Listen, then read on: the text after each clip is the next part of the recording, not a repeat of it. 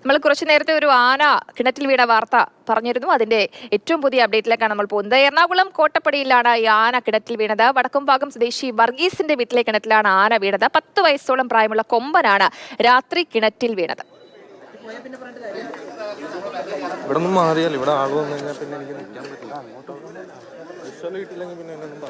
ബിനിൽ സംഭവ സ്ഥലത്തുണ്ട്. ബിനിൽ, ഇപ്പോഴും ഈ ആനയെ പുറത്തെത്തിക്കാനുള്ള ശ്രമം തുടരുകയാണോ? എന്താണ് ഏറ്റവും പുതിയ വിവരം? ഇന്ന് രാവിലെയാണ് ഇവിടെ ഈ വീച്ചാട് വർഗീസിന്റെ വീടിനോട് ചേർന്നുള്ള കിണറിൽ ഈ ആനയെ വീണ നിലയിൽ കണ്ടെത്തിയത്. നമുക്കറിയാം, ഇത് ഈ ചുറ്റു ഭിത്തിയൊന്നുമില്ലാത്ത കിണറാണ്. അതുകൊണ്ട് തന്നെ ഈ ഭാഗത്തുകൂടി ആന ഓടി വന്നപ്പോൾ ഈ കിണറ്റിലേക്ക് വീണതാകാമെന്ന് തന്നെയാണ് മനസ്സിലാക്കുന്നത്. ഒരുപാട് ആളുകൾ ഇപ്പോൾ ഈ ആനയെ കാണാനായിട്ട് ഇങ്ങോട്ട് എത്തിക്കൊണ്ടിരിക്കുകയാണ്. അതുകൊണ്ട് വടമൊക്കെ കെട്ടി സുരക്ഷാ ക്രമീകരണങ്ങളൊക്കെ തന്നെ ഏർപ്പെടുത്തിയിട്ടുണ്ട്. പക്ഷേ ഇതുവരെ ഈ ആനയെ ഇവിടെ നിന്ന് കയറ്റി കൊണ്ടുപോകാൻ നാട്ടുകാർ സമ്മതിക്കുന്നില്ല. കാരണം അവർ ശക്തമായ പ്രതിഷേധത്തിലേക്ക് പോവുകയാണ്. കാരണം ഇവിടെ DFO എത്തണം എന്നതാണ് അവരുടെ ആവശ്യം, അല്ലെങ്കിൽ ജില്ലാ കളക്ടർ എത്തണം, എന്നാൽ മാത്രമേ ആനയെ കയറ്റി വിടുകയുള്ളൂ എന്ന നിലപാടിലേക്ക് നാട്ടുകാരൊക്കെ തന്നെ എത്തുകയാണ്. കാരണം ശക്തമായ പ്രതിഷേധം അവരുടെ ഭാഗത്ത് നിന്ന് വരുന്നു. പ്രത്യേകിച്ച് ഇപ്പോൾ വനംവകുപ്പ് ഉദ്യോഗസ്ഥരെല്ലാം തന്നെ ആ വീട്ടിലേക്ക് പോയിട്ടുണ്ട്. നമുക്ക് ആ ഭാഗത്തേക്ക് പോകാം. അവരുമായി ചില തർക്കങ്ങളിലേക്ക് നാട്ടുകാർ പോവുകയാണ്. കാരണം ഈ വനംവകുപ്പ് ഉദ്യോഗസ്ഥർ ഇവിടെ എത്തി ഈ ആനയെ കയറ്റി കൊണ്ടുപോകാനുള്ള ശ്രമം നടത്തുന്നു. അപ്പോൾ അതിനെ നാട്ടുകാരൊക്കെ തന്നെ എതിർക്കുകയാണ്. ഇവിടെ വലിയ രീതിയിലേക്കുള്ള പ്രതിഷേധവുമായിട്ട് പോകുന്നുണ്ട്. എന്താണ് ഇവിടെ വലിയ തർക്കത്തിലേക്ക് തന്നെ കാര്യങ്ങൾ പോകുന്നു. ഇവിടെ നാട്ടുകാരും ആ വനംവകുപ്പ് ഉദ്യോഗസ്ഥരുമായിട്ട് വലിയ തർക്കമാണ് ഇപ്പോൾ ഉണ്ടായിരിക്കുന്നത്. കാരണം ഈ നാട്ടിൽ ഈ ആന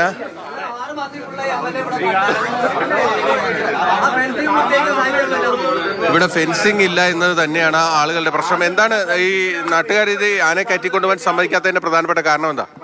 ഇത് ഞങ്ങള് വർഷങ്ങളായിട്ട് അനുഭവിച്ചുകൊണ്ടിരിക്കുന്ന ഒരു ഭീതിയാണ് കാട്ടാന പ്രശ്നം. ഈ കാട്ടാന ഇതിനു മുമ്പ് ഇവിടെ ഒരു കിണറ്റിൽ ആന 1 വർഷം മുമ്പ് കിണറ്റിൽ വീണതിന് ശേഷം ജനങ്ങളെ മണ്ടന്മാരാക്കി 144 പ്രഖ്യാപിച്ച് ഇവിടുന്ന് ജനങ്ങളെ ഒഴിവാക്കി ആനേനെ അവർ ഓടിച്ചുവിടുക. കാരണം ഇവിടുന്ന് കൊണ്ടുപോകണം എന്ന് പറഞ്ഞ പ്രശ്നക്കാരൻ ആനയെ കയറ്റിക്കൊണ്ട് പോകാതെ ജനവാസ മേഖലയിലൂടെ ഓടിച്ച് കടത്തി വിടുകയാണ് ഇത്. ഭാഗ്യം കൊണ്ട് മാത്രമാണ് അന്ന് അപകടം സംഭവിക്കാണ്ടിരുന്നത്. ഇതുപോലെ ട്രെഞ്ച് ഫെൻസിങ്ങിന്റെ കേസ്, ഫെൻസിങ് 3,75 ലക്ഷം രൂപയുടെ പുതിയ ട്രെഞ്ച് നടന്നുകൊണ്ടിരിക്കുന്നു. അത് അവർ പറഞ്ഞ രീതിയിൽ എല്ലാ കാര്യങ്ങളും നടന്നുകൊണ്ടിരിക്കുന്നത്. 30 മീറ്റർ മരം മുറിച്ച് മാറ്റിയിട്ട് വേണം ഫെൻസിങ് ഇടാന്ന് പറഞ്ഞിട്ട് 30 മീറ്റർ മരം മറിച്ചിട്ടില്ല. ഇതുപോലെ ജനങ്ങൾക്ക് ഇവിടെ ഭയങ്കര പ്രശ്നമാണ്. ഇവിടെ ഞങ്ങൾ ഈ ജനവാസ മേഖലയിൽ ജീവിക്കാൻ അതുപോലെ കഷ്ടപ്പെടുന്നു. ഞങ്ങളെ പറ്റിച്ചുകൊണ്ടിരിക്കുകയാണ് ഇവിടെ ജനപ്രതിനിധികൾ. എന്താണ് ഇവിടെ ഒരു വലിയ പ്രതിഷേധത്തിലേക്ക് നിങ്ങൾ പോകാനുള്ള കാരണം? ഞങ്ങൾ സഹികെട്ടു. നെല്ലിപ്പലക കാണുന്നല്ല, അതിൻ്റെ അടിയിൽ കുനിഞ്ഞേറേണ്ട അവസ്ഥയുണ്ട്.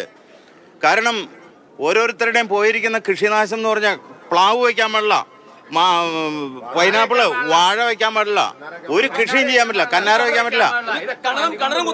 കിണറ് ഇതിനു മുമ്പ് 1 വർഷം മുമ്പ് ഇവിടെ കിണറ്റി ചാടിയിട്ട് ആ കിണറ് കെട്ടിക്കൊടുക്കാന്ന് പറഞ്ഞിട്ട് 1.5 വർഷം കഴിഞ്ഞാണ് കെട്ടിക്കൊടുക്കുന്നത്. അതും പ്രതിഷേധം ഉണ്ടായിട്ട് കളക്ടർ വന്ന് RDOയും കളക്ടർ അടക്കമെന്ന് ഉറപ്പ് നൽകിയതാണെന്ന്. അതിനുശേഷം 30 ദിവസത്തിനുള്ളിൽ ചെയ്യാമെന്ന് പറഞ്ഞിട്ടാണ് പോയത്. അതിനുശേഷം അവർ തിരിഞ്ഞു നോക്കിയില്ല. പിന്നീട് ഞങ്ങൾ നിങ്ങളെപ്പോലെയുള്ള ചാനലുകാരുമായിട്ട് ബന്ധപ്പെട്ട് പല പ്രാവശ്യം ചാനലുകാരെ ഇവിടെ വരുത്തി പ്രതിഷേധിച്ചതിന്റെ ഫലമായിട്ടാണ് 1.5 വർഷത്തിന് ശേഷം ആ കിണറൊന്ന് കെട്ടിക്കൊടുത്തത്. ഇപ്പോഴും ഇത്രയും നേരമായിട്ടും ജനപ്രതിനിധികൾ ആരും ഇവിടെ എത്തിയിട്ടില്ല.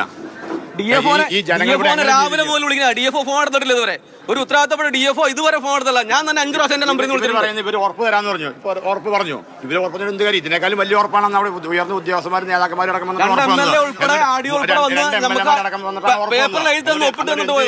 എന്നിട്ട് എന്താ ചെയ്തേ?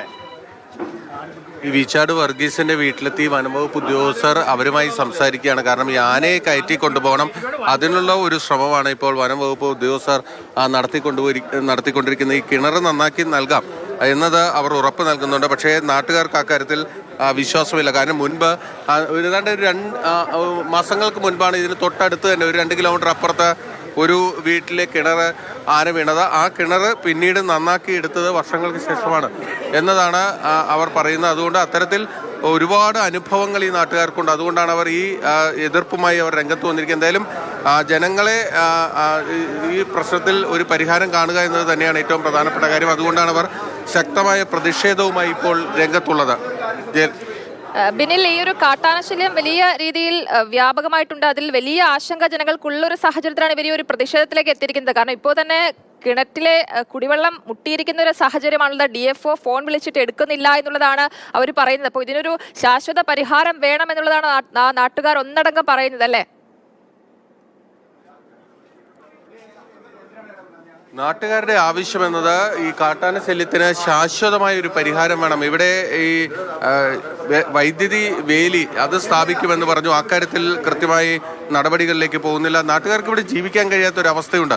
അതാണ് അവർ ഈ പ്രതിഷേധത്തിലേക്ക് പോകാനുള്ള ഏറ്റവും പ്രധാനപ്പെട്ട കാര്യം. ഇവിടെ ഈ വൈദ്യുതി വേലിയൊക്കെ സ്ഥാപിക്കുമെന്ന് പറഞ്ഞിട്ട് എന്തായി അതിന്റെ നിർമ്മാണ പ്രവൃത്തികൾ? വൈദ്യുതി വേലിയുടെ സ്ഥാപിക്കുക എന്ന് പറഞ്ഞിട്ട് ഇപ്പോൾ നിലവിൽ പണികൾ നടന്നുകൊണ്ടിരിക്കുകയാണ്. എന്നാൽ പോലും അവിടെ അവർ പണി ഉപേക്ഷിച്ച് പോയിട്ടുള്ള ഒരു സാഹചര്യമാണ് നിലവിലുള്ളത്. ഏകദേശം ഒരു 4 ഭാഗം പോലും ഇതുവരെ, അതായത് പ്രഖ്യാപിച്ച് ഇത്രയും കാലമായിട്ടും, ഉദ്ഘാടനത്തിന് ശേഷം ഇത്രയും കാലമായിട്ടും ഇതുവരെ പണി പൂർത്തീകരിക്കാൻ സാധിച്ചിട്ടില്ല. അവർ കാരണമായി പറയുന്നത് അവർക്ക് വേറെ പല സ്ഥലങ്ങളിലും പണികളുണ്ട്, അതുകൊണ്ട് ഞങ്ങൾക്ക് ഇവിടെ പറ്റില്ല എന്നുള്ള രീതിയിലാണ് പറയുന്നത്. അത് മാത്രവുമല്ല, ജനങ്ങൾക്കിടയിൽ ഈ വൈദ്യുതി വേലി സ്ഥാപിച്ച് ഇതിനോടകം തന്നെ 2-3 തവണ ആന ഈ വേലി പൊളിക്കുന്ന സാഹചര്യം ഉണ്ടായി. അതിന് കാരണമായിട്ടുള്ളത് എന്താ വെച്ചിട്ടുണ്ടെങ്കിൽ വേലിക്കരികിലെ മരങ്ങളാണ്.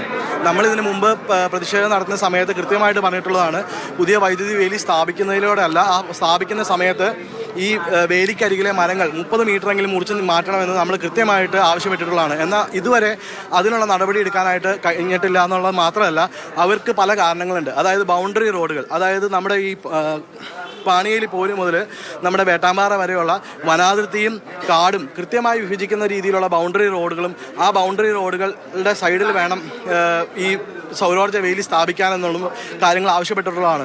അവിടെ ഈ വലിയ മരങ്ങൾ നിൽക്കുന്നുണ്ട്, 1-2 തേക്കുകൾ നിൽക്കുന്നുണ്ടെന്ന് പറഞ്ഞിട്ട് ആ എൻ്റയർ ആയിട്ടുള്ള ആ ഒരു ലേഔട്ട്, ആ വൈദ്യുതി ലൈൻ പോകേണ്ട വഴി അതുപോലെ തന്നെ മാറ്റി ആ 2 മരങ്ങളെ സംരക്ഷിക്കാൻ വേണ്ടി ചെയ്തിട്ടുള്ളത് കൃത്യമായിട്ട് നാട്ടുകാരോട് ചെയ്യുന്ന ഒരു പ്രധാനപ്പെട്ട വെല്ലുവിളിയാണ്. മാത്രമല്ല, ഇത് തന്നെയാണ് ഇവിടുത്തെ ഏറ്റവും പ്രധാനപ്പെട്ട പ്രശ്നം. അതായത് ഈ വൈദ്യുതി വേലി സ്ഥാപിക്കാമെന്ന് ഉറപ്പ് നൽകിയെങ്കിലും പലയിടത്തും അത് പൂർത്തീകരിച്ചിട്ടുള്ള വലിയ പ്രതിഷേധമാണ് ഇപ്പോൾ നാട്ടുകാരുടെ ഭാഗത്തു നിന്നുള്ളത്. ഇവിടെയാണ് ഈ വിച്ചാട് വർഗീസിന്റെ വീടാണ് നമ്മൾ കാണുന്നത്. ആ വീടിന് മുന്നിലാണ് ഇപ്പോൾ നാട്ടുകാർ കൂടി നിൽക്കുന്നത്.